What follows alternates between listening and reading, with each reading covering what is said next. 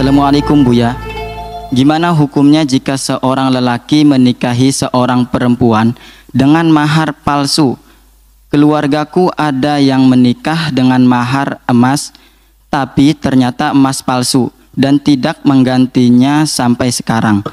Keluarganya menyuruh cerai karena lelaki itu pembohong dan banyak hutang. Tapi perempuan itu tetap bertahan sampai sekarang. Dan sekarang perempuan itu dinafkahi suaminya dari hutang. Dan selalu hutang. Apa itu karma karena nikah sama mahar palsunya? Tolong dijawab Buya. Syukron. Masya Allah, tidak ada karma dalam Islam. Karma adalah satu istilah yang tidak ada di dalam Islam. Dalam Islam adalah kalau kita bersalah ya dihukum oleh Allah atau diampuni oleh Allah. Baik, adapun masalah mahar palsu, nikahnya tetap sah. Orang nikah dengan mahar palsu, nikahnya tetap sah. Bahkan dalam pernikahan nggak disebut maharnya pun, nikahnya tetap sah. Hanya nanti perlu diganti, perlu dibayar mahar mithil. Kalau maharnya tidak disebutkan, mahar mithil itu adalah mahar umumnya wanita seperti dia itu berapa sih di kampung itu? Umumnya berapa? 400.000, 400 juta, seperti itu kebiasaan wanita seperti itu.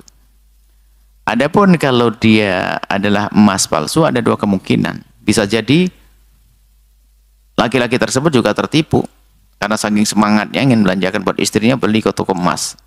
Sama toko emasnya dibohongin. Ya bisa jadi dia dibohongin. Makanya maharnya jadi emas palsu. Ya tetap wajib mengganti. Atau memang dia niat membohongi, tetap sah nikahnya, tapi dia pembohong. Nah, kalau dia pembohong ya pembohong. Dosa, dia tetap wajib menggantinya, tapi nikahnya tetap sah. Nikahnya tetap sah. Tinggal nanti istrinya mungkin dia merelakan, tidak menuntut, ya sah-sah saja menjatuhkan haknya. Seperti itu. Adapun setelah itu hidupnya susah, orang hidup susah ya, pertama meningkatkan tingkat kesabarannya. Sebab orang susah juga banyak. Cuman bedanya ada yang susah di dunia tapi bahagia di akhirat, ada susah di dunia, sengsara di akhirat. Maka jadilah Anda orang yang bahagia di dunia dan bahagia di akhirat.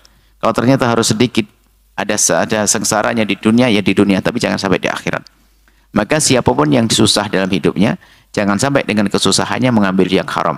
Sudah susah melarat nyolongan, sudah susah melarat nyopetan. Waduh, nasib buruk tuh, sudah susah nyopetan. Naudzubillah, jangan semacam itu.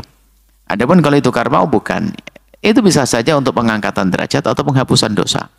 Mungkin dulu banyak salah sehingga disiksa oleh Allah karena Allah ingin mengampuninya, atau karena Allah ingin memberikan sesuatu yang terbaik setelah itu. Diuji oleh Allah dengan bermacam-macam cobaan, kemudian dia lulus dalam cobaan, maka Allah akan angkat derajatnya. Seperti itu insya Allah. Jadi jangan pakai istilah karma dan sebagainya. Ya memang ada dua gini loh ya. Jika seorang hamba itu mendapatkan satu kesusahan, musibah dan seterusnya, itu ada salah satu dari tiga kemungkinan. Kemungkinan pertama adalah Allah ingin mengampuninya. Dia banyak dosa tapi jarang istighfar. Tapi Allah sayang maka dikasih bencana karena Allah ingin mengampuni di balik itu semuanya. Yang kedua adalah karena Allah ingin menabungkan, Allah ingin mengampuni doa, mengangkat derajatnya. Yang kedua. Jadi Allah menghendaki dia itu derajatnya tinggi, tapi masih kurang ibadah, kasih sakit lalu diangkat derajatnya. Yang ketiga adalah karena Allah ingin menyiapkan pahala yang besar di akhirat nanti. Cuma ditunggu, dilihat-lihat kok dia tidak banyak ibadah, maka dikasih musibah kemudian dia sabar, lalu dia punya pangkat tinggi, dia pahala besar di hadapan Allah SWT. Seperti itu kalau tentang musibah. Jadi seorang mukmin itu kalau kena musibah jangan terpuruk amat. Karena Nabi menyebutkan ajaban li amril ummati anna amrahu kullahu khair. Urusan orang beriman itu baik-baik saja. In asabatu sarra syakar. Kalau dia mendapatkan kebaikan bersyukur, kana khairan lah.